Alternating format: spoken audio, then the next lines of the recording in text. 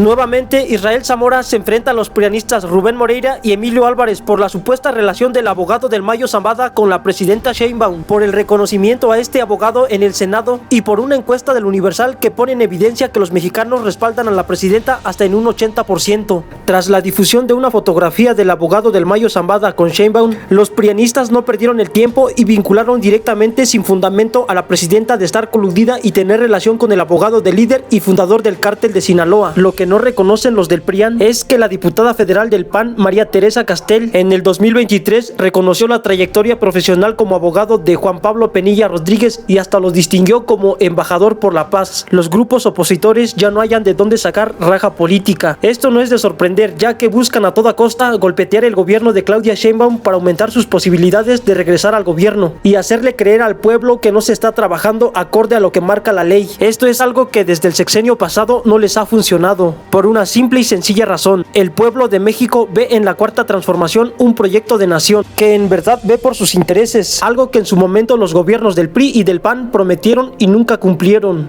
Así que nuevamente los opositores durante el debate generaron una serie de críticas despectivas en contra de la bancada morenista. Mira, que yo creo que hay que primero decir que es un argumento que están utilizando para tratar de vincular a Morena con el narcotráfico, ¿no? O sea, tomar a uno de los asesores del Mayo Zambada, que tiene derecho a tener su defensa, y el abogado tiene derecho a representarlo. Por eso estudió derecho penal, ¿no? Para defender a personas que están inculpadas. Ahora, ¿eso qué tiene que ver con Morena? No hay ninguna prueba de que él haya representado los intereses del partido en ningún momento. Al menos yo no he visto ninguna. Y al contrario, lo de el otro escándalo que se generó por los reconocimientos que se le dieron, bueno, está comprobado. El oficio ayer lo presentó Sergio Luna, el diputado, presidente de la mesa directiva de la Cámara de Diputados, en donde una diputada panista fue la que hizo la solicitud.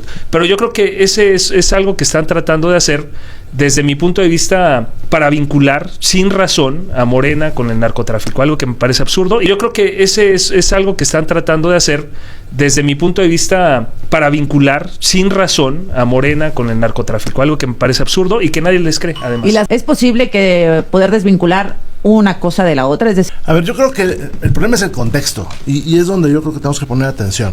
Durante 6 años no se combatió el crimen, y entonces, pues, la narrativa nos dice que aquí hubo permisividad. Y luego, pues, son estos sucesos donde se aparece una persona en fotografías. Hay algunas que, pues, son en eventos sindicales, hay otros que son dentro de la Cámara. Bueno, está en una con Andrés Manuel López Obrador detrás. Sí, muy cerca. Ajá. Y uno se pregunta cómo llega ahí, porque eso no es así de fácil, ¿no? Pero, repito, ¿qué es lo que se pretende vincular? O sea, ¿cuál es el vínculo? Ajá. Y bueno, pues siempre se presta este tipo de situaciones, este tipo de cosas que pues se tendrán que aclarar. Ahora, ¿qué no ayudó? Y lo digo con todo respeto, pues la respuesta que se dio ante la carta que se presentó en el consulado mexicano. Es decir, no se actuó con claridad de qué iba a suceder. La persona está detenida en Estados Unidos.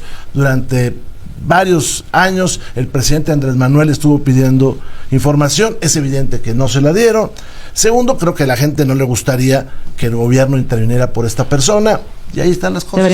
El tema tiene que ver justo con la relevancia, pues, de lo que yo digo es una combinación entre ultimátum y chantaje del Mayo al gobierno de México. Es así. Y están metidazos en un problema. Bueno, el abogado dice que no. El abogado dice que no, trata de explicarlo, pero bueno, pues si tú lo lees en términos de lo que dice, de que un delincuente del tamaño del Mayo dice que va a haber colapso en las relaciones, algo sabrá. Tanto así que la presidenta dice que mañana el fiscal autónomo va a ir a dar explicaciones. Entonces, claro que hay evidencia de la vinculación del crimen organizado con algunos gobernadores de Morena. Y resulta que este abogado está vinculado con este tipo de personas. Y terminemos.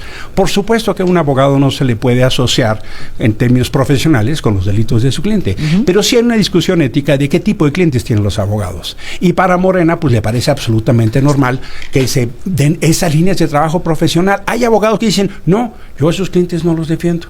por un tema ético. Insisto, no se puede asociar, pero aquí lo que pasa, Israel, es que ves que este personaje tiene una cercanía con grupos y sectores de la élite de Morena, que entonces tiene que dar una cuenta pública. Pero el gobierno de México sí está en una posición que a ningún gobierno le gustaría estar. La pregunta entonces, ¿qué debe hacer el gobierno de México? Debe de partir de una cuestión constitucional. A ver, vamos, ¿tiene garantías, tiene derechos humanos el Mayo? ¿Sí o no?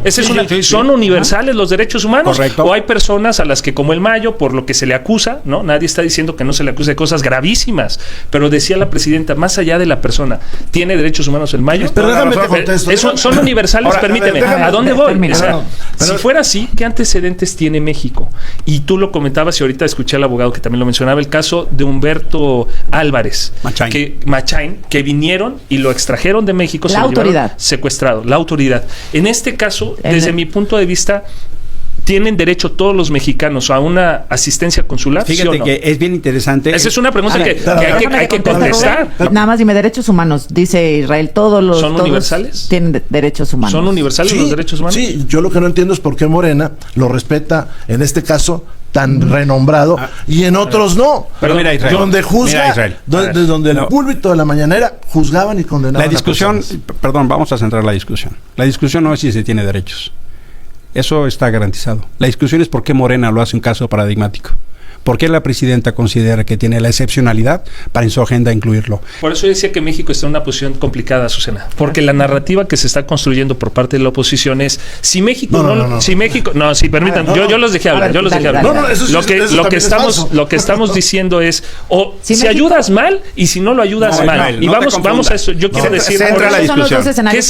Yo veo dos escenarios. Uno en donde México dice no cumplo con la Constitución y no doy la asistencia consular. ¿No cumplo con la Constitución? Sí, hay una asistencia consular, un derecho que tienen, por ejemplo, incluso por tratados internacionales de la Haya, que prevé que cuando un mexicano es detenido en un gobierno extranjero, el gobierno extranjero tiene la obligación de solicitar la asistencia consular. Si no se da esa asistencia consular, todo el procedimiento penal, hay antecedentes que se caen. Déjame hacerte una pregunta. Permítame, Israel. nada más voy allá. Si México no hace eso, se puede caer el juicio allá, si no se da la asistencia consular. Segundo, si México da, a ver, ¿hasta dónde va la posibilidad de México? Sí, déjalo. Yo concluyo nada más esto, porque no quiero dejar la idea de que México está defendiendo a narcotraficantes. El gobierno, no México. Lo que se tiene que dejar en claro, Azucena, es hay antecedentes ya, y por eso a eso me refería, nada más que no me dejan terminar la idea. Pues maestro, es muy lento. Estos tratados internacionales, Estados Unidos no va a permitir que México repatrie a la persona. Eso hay que dejarlo claro porque... Ahora, hoy sale una encuesta y dice 80% pues de satisfacción con el trabajo de la presidenta. Yo te quiero decir que este país tiene un pequeño problema. Se construyó una ilusión monetaria de bienestar, producto de un salario mínimo que en realidad no creció más que 200,000 personas, producto de las remesas y de programas sociales que se reparten por todos lados. Estamos de acuerdo con los programas sociales, nada más que están a punto de no ser sostenibles económicamente. Segundo, por toda una narrativa, una construcción de polarización. ¿Por qué sube la presidenta? Porque echó mano del recurso del nacionalismo. De la soberanía, sí. Claro. Y entonces, pues, estamos defendiendo la patria. Aquí donde mejor le fue, defender al país de Donald Trump, apoyo a adultos mayores, estudiantes con becas, programas sociales, continuidad del trabajo de AMLO, política migratoria. O sea, es que si tú revisas... Trabaja bien, apoya a las mujeres... Seguridad pública, obras, infraestructura y seguridad pública 3%. Ahora pongámosle el acento en política migratoria. ¿Es un éxito la política migratoria de México? Para nada. Hombre. No la hay. Pero así se percibe. Sí, se percibe por eso. como que sí. Porque echas a andar en la técnica, no quiero decir el nombre de qué mandatario europeo del siglo XX hacía, echas a andar tu propaganda y nos enfrentas unos contra otros y dices que estás defendiendo a los migrantes cuando por aquí, por las calles de nuestra ciudad, de aquí de la Ciudad de México, se maltrata a los migrantes sudamericanos y se explotan y los mexicanos no se les defiende en el extranjero. El problema está en que la asociación delictiva, incluso en Morena, se premian con cargos, premian con impunidad. Dice la presidenta, ¿por ejemplo? Murat, otro ejemplo, Yunes, y me puedo seguir. La oposición ha dicho se va a acabar el país, pero se está acabando. Nos vamos a quedar pobres, se está acabando. Esto es una dictadura se está acabando. En la percepción ciudadana no está pasando. No, en la percepción no, pero un día va a suceder. Mira, ¿por qué no ha colapsado, entre paréntesis, la economía en los programas sociales? Porque se llevaron todos los fideicomisos, nomás que ya se les acabaron. Ahora van sobre el dinero del ISSSTE y sobre el dinero del Infonavit y sobre las Afores, pero eso no les va a dar para mucho. pues no va a haber empleo, no hay crecimiento económico. ¿En qué momento ves a México ahí?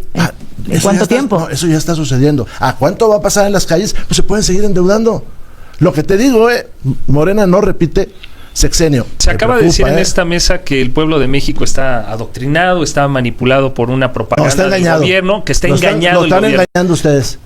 Todo el pueblo de México es uno de los más informados. Lo están engañando ustedes. Hay que decir que la estructura, el sistema que combatió el presidente Andrés Manuel en la Cuarta Transformación era un sistema de muchos medios de comunicación que eran utilizados por ese sistema para mentir. Pero dinos lo que Entonces, ¿qué está sucediendo? Que los medios de comunicación... Y me escucha a mí y escucha la Cuarta Transformación. Y ellos toman su decisión. ¿Y cuál es la decisión de ellos? El 80%. Esa es la realidad. Ese 80% no puede ser manipulado porque también tiene acceso a lo que ustedes dicen. Y los escuchan. Mira, ¿sabes cuál es la diferencia? Juicio. Entonces, ¿quién está juzgando al gobierno de México para decir que confían el 80% a la doctora Claudia? El pueblo de México. Pero ¿cuál sería tu punto de vista acerca de este tema? ¿Consideras que las acusaciones que está haciendo el PRIAN son correctas o simplemente lo está haciendo para golpetear el gobierno de la presidenta Claudia Sheinbaum?